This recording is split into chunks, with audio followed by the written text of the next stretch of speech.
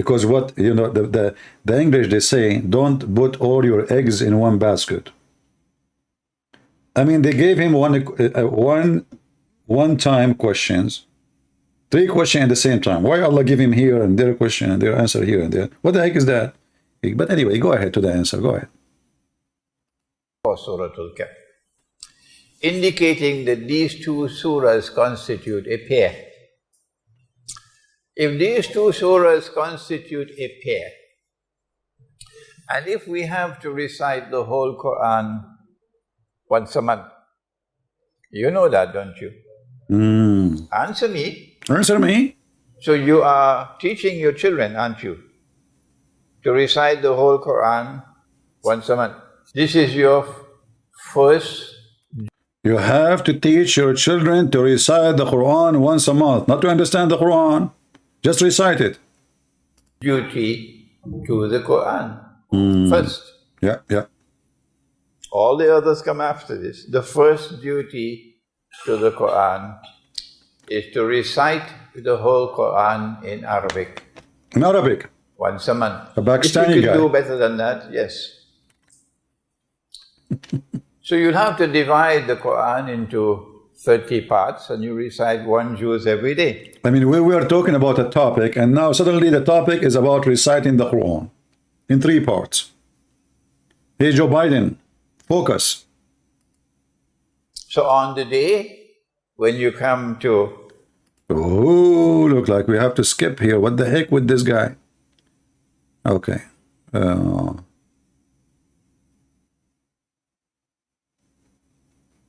Okay. The question, let's see, here's one. I explained to you last night that the question concerning the ruh is connected with Dajjal.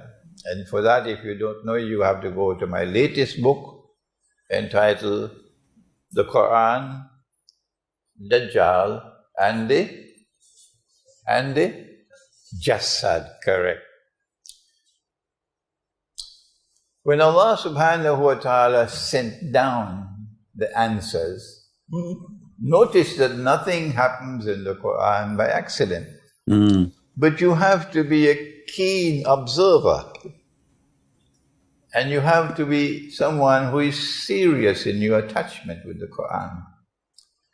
And you cannot betray the truth in the Quran and expect that the Quran will open its wisdom to you. Do I need to say more? No, you don't. There are those who betray the truth so that their business can survive. Oh boy. Or so they can keep a job. So their name might not go on a no-fly list, that they would not be called terrorists and so on. See? Now, look what he was talking about. This is what they speak in the mosque. A true Muslim, if he speak the truth, his name will be in the no-fly terrorist list.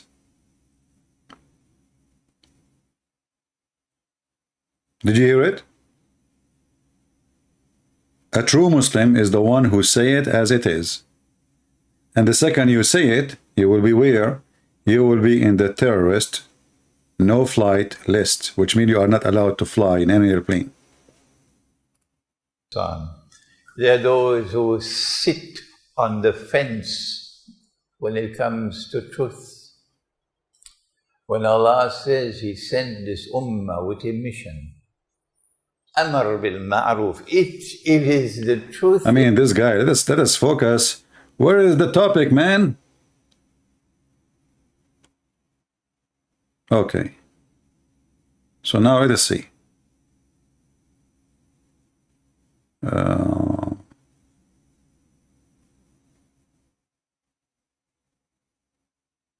Yeah, I mean, this guy is all over the place.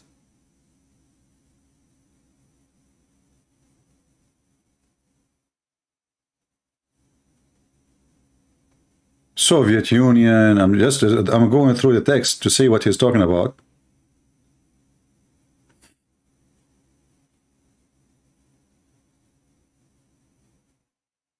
Okay. And must explain that. Because Allah says He sent the Qur'an to explain all things. So we have an explanation. They don't, but we do. That this is Gog and Magog bringing them back to the Holy Land. Who brought the Jews back to the Holy Land to reclaim it as their own? Understand? Who? Gog and Magog? Who? Modern Western civilization.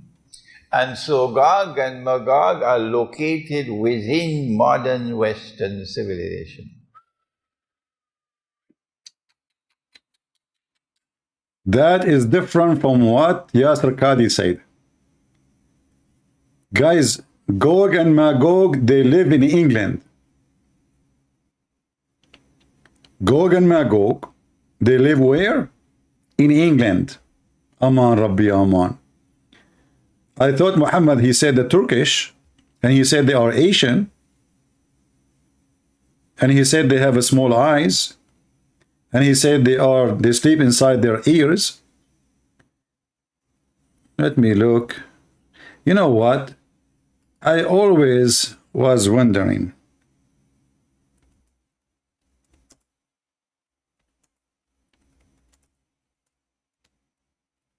I'm trying just to figure out something.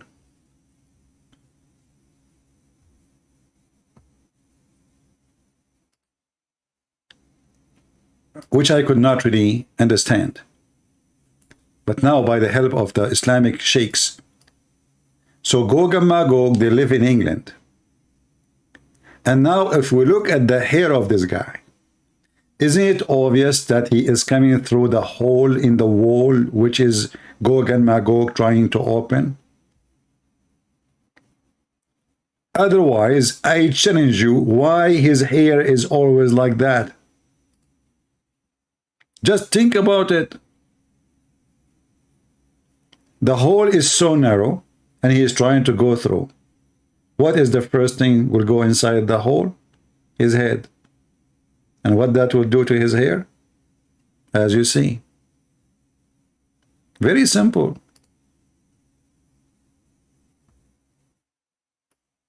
The Quran, brother, explained the Quran. So the Quran, who explained that there is a wall built between two mountains, and there is people by trillions as number. All of them, they are hiding inside UK, and now we cannot find them. Tell us more. Have I identified the two? No, I've not done that.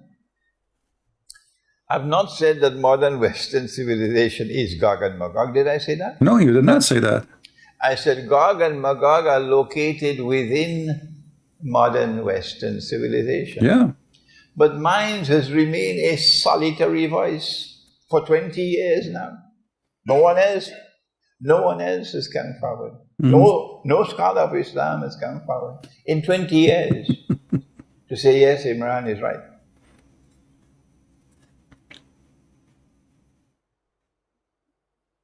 So now let's go to Surah Al-Kahf.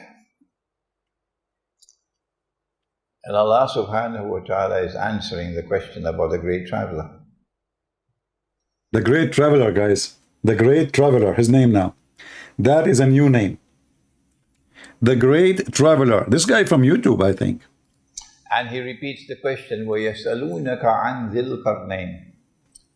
And they question me about someone who is known as Dhul Qarnayn. That's not his name. That's not his name. I don't know his name. And stop. I thought the Quran explained everything. Why does God, they are asking him about Dhul Qarnayn. Why does God don't say his name?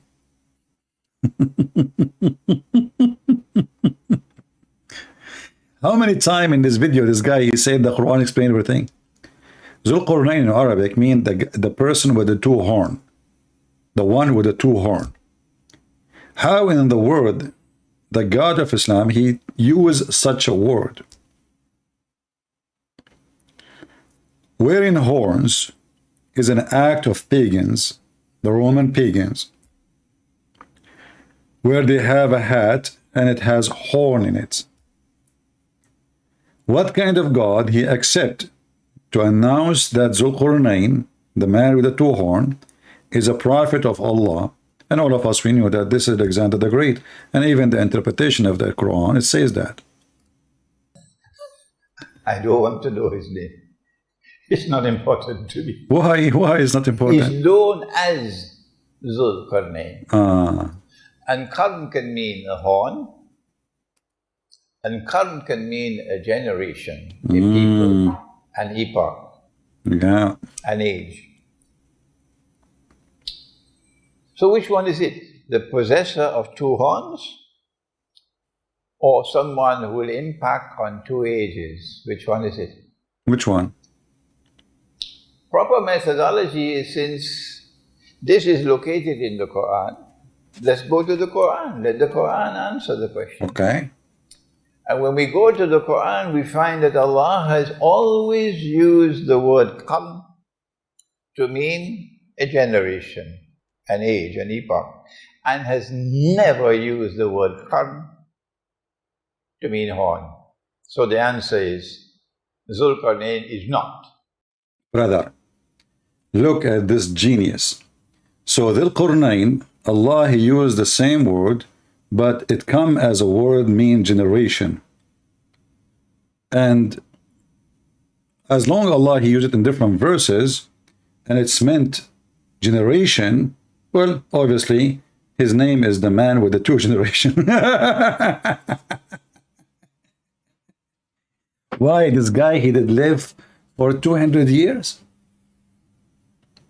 What generation? Two horns. Zulqarnain is one who impacts on two ages, two peoples. He is someone who possesses faith.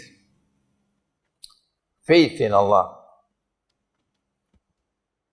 the one God. We do not know which Sharia he follows. We do not know who is his Nabi. But that's not important. All that we need to know about him is that he has faith in the one God. That's all. But I will stop here. A Muslim is trying to, a Muslim is trying to fix the popo of his prophet. Look what he said. Mahdi, he said, the female egg is yellow. Yeah, Abdul, the female egg is yellow? Really? And mostly made of water? Mostly? You really? And nowhere the hadith says can see the water. Really? Okay, Mahdi, in front of everybody, are you willing to call me right now and I will show you the word you can see the water? Guys, is that a fair challenge between me and Mr. Mahdi? If I can show that it is a water, you eat it, you just said water. How the egg, when you say the egg is not water. Even if there's water inside, everybody is water. We are talking about water, literally water.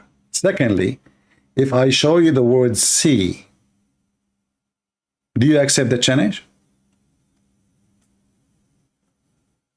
Mahdi, do you dare to call me right now? I will open my Skype just for you. Do you dare to call me and get me busted? If the word see is not there, I will apologize from you. What say you? Do you accept the challenge?